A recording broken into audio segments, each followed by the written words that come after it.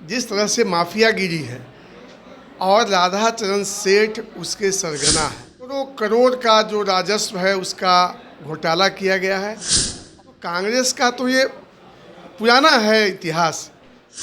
नमस्कार, आप देख रहे हैं नेशन सिटी लाइव। मैं हूं सुधींद्र रमन। देखिए, हमारे साथ वैद्यनाथ प्रसाद जी हैं, बीजेपी के प्रवक्ता हैं, पूर्व एमएलसी भी हैं। सर, जिस तरह से अभी बिहार में तो जो राधाचरण साहू जी को ईडी ने पकड़ा है, कल उनकी 9 बजे रात में गिरफ्तारी हुई है और आज कोर्ट में पेशी, उसी को लेकर हम सवाल पूछेंगे। सर, जिस तरह से जो गिरफ्तारी हुई है ईडी के द्वारा, कहीं ना कहीं ये आरोप भी बाद में आप ही पर तय होगा कि हाँ, बीजेपी ने ही करवाया है। आरोप लगाने के लिए हर पार्टियां, हर लोग स्वतंत्र हैं, लेकिन देखना ये है कि श्री नरेंद्र मोदी जी की सरकार में जिस तरह से भ्रष्टाचार पर लगातार कुठाराघात किया जा रहा है, देश की जनता के कमाई को जिस तरह से कुछ लोगों ने हड़पने का लगातार प्रयास किया है शासन में रहकर, उसको निकालने का प्रयास केंद्र की सरकार कर रही है। राधाचरण सेठ जी, जो राधाचरण शाह हैं, एमएलसी थे पहले आरजेडी के, फिर वो आ गए जनता दल यू में। आज बालू खनन पर जिस तरह से माफियागिरी है और राधाचरण सेठ उसके सरगना है, करोड़ों करोड़ का जो राजस्व है उसका घोटाला किया गया है। और मैं ये कह सकता हूँ कि राधाचरण सेठ को हैसियत नहीं है बिहार सरकार के अंदर शासन में रहते हुए भी इतने राजस्व का घोटाला कर सके। उसमें राधाचरण सेठ के साथ साथ और बड़े बड़े लोगों का संरक्षण उनको प्राप्त है, जिसके कारण उनका हौसला इतना बढ़ा हुआ है कि आज भी खनन विभाग के लोगों पर, पुलिस के लोगों पर अनवरत हमले कर दिए जाते हैं। और राधाचरण सेठ सरगना है, बड़े बड़े माफिया इसमें शामिल हैं, राजनेताओं का संरक्षण है। वक्त आएगा ये सारे लोग अब धीरे धीरे उनके संरक्षकों का भी नाम बाहर आएगा, आप देख लीजिए। अच्छा, जिस तरह से अभी इंडिया अलायंस द्वारा कल घोषणा की गई कि जो जो बड़े पत्रकार हैं, जो इंडिया गठबंधन की खामियों को गिनाते हैं, उनको पूर्ण तरह से वो बैन करेंगे, उनके किसी भी प्रोग्राम में जाने से वो परहेज रखेंगे, नहीं जाएंगे। ध्यान में होगा, आपातकाल के दौरान बड़े बड़े पत्रकारों पर भी कार्रवाई हुई थी, उनके अखबार पर बैन किया गया था।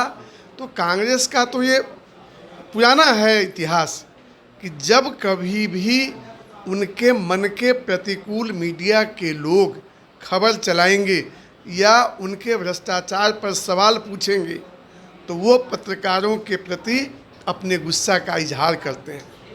लेकिन वो तो कह रहे हैं कि वो बीजेपी के वफादार हैं, इसलिए उनको बैन किया जाएगा।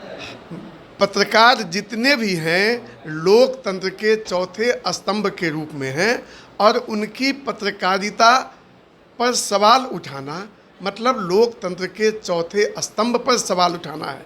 मैं फिर आरोप लगाता हूँ, वो इसलिए नहीं क्योंकि उनको उनके मुताबिक खबर नहीं चलाया जा रहा है, इसलिए बैन कर रहे हैं। आप देखे होइएगा, आज भारत ही नहीं पूरे दुनिया के पत्रकार, जो G20 समिट हुआ है, भारत के प्रबंधन पर, नरेंद्र मोदी जी के नेतृत्व पर और जो अद्वितीय उपलब्धियां हासिल हुई है, जिससे भारत का नाम रोशन हुआ है, तो ये सारे दुनिया के पत्रकार बीजेपी के हैं। जो स्थिति थी उसका मूल्यांकन हुआ, वो देश और दुनिया के सामने आया। उसी तरह से चित्रा त्रिपाठी जी की बात करें, चाहे सुधीर चौधरी जी की बात करें, चाहे अंजना ओम कश्यप जी की बात करें, कर्नाटक सरकार ने सुधीर चौधरी पर एक एफआईआर दर्ज कराया है। चूँकि कांग्रेस की सरकार वहाँ है, उनको जब भी मौका मिलेगा धीरे धीरे इस तरह की कार्रवाई करेंगे। लेकिन सुधीर चौधरी जी को जितना देश की जनता जानती है, वो इन सब चीज़ों से प्रभावित नहीं होंगे और आम लोगों के मन में कांग्रेस के इस कार्रवाई के प्रति गुस्सा बढ़ेगा और आने वाले दिन में उनको सबक सिखाएगी इस देश की जनता। ऐसा कहा जा रहा है कि इंडिया गठबंधन जो है सनातन को बिल्कुल समाप्त करना चाह रही है। जिस तरह से जो बयानबाजी चल रही है, चाहे वो उदयनिधि के द्वारा हो, चाहे डी राजा के द्वारा हो, क्या लग रहा है कि भारत से सनातन को समाप्त कर दिया जाएगा, एक माहौल बनाया जा रहा है? सनातन धर्म से ही सभी धर्म की उत्पत्ति हुई है। सनातन को उखाड़ने वाला पाताल में चला जाएगा। यह सही है कि सनातन पर हमला इनने कब किया? जब बम्बई से लौट कर गया। तो यह तो कांग्रेस सहित जो उनके अलायंस में अभी काम कर रहे हैं, उनके रणनीति का हिस्सा है सनातन धर्म। चाह रहे हैं कि इसको सनातन को टारगेट करें और इसी पर चुनाव लड़ा जाए 2024। वो चाह रहे हैं सनातन धर्म पर हमला करें, इस देश के बहुसंख्यक लोग जो उनके खिलाफ हैं, तो तुष्टीकरण की राजनीति के चलते किसी खास वोट को अपने तरफ लाने के उद्देश्य से सनातन पर उन्होंने हमला किया है। लेकिन जिस तरह से नरेंद्र मोदी ने देश के सभी वर्ग के लोगों को, चाहे हिंदू हो, मुसलमान हो, सिख हो, ईसाई हो, सबके लिए समान रूप से उनके विकास का प्रयास किया है, उनका यह प्रयोग भी विफल रहेगा और सनातन सहित देश के सारे धर्म के लोग नरेंद्र मोदी के प्रति जो भरोसा है उसको कायम रखेंगे। आने वाले 24 में इसका प्रकटीकरण होना है।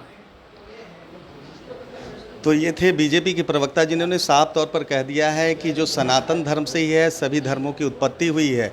फिलहाल तमाम हमारी ऐसी खबरों को देखने के लिए आप देखते रहिए नेशन सिटी लाइव।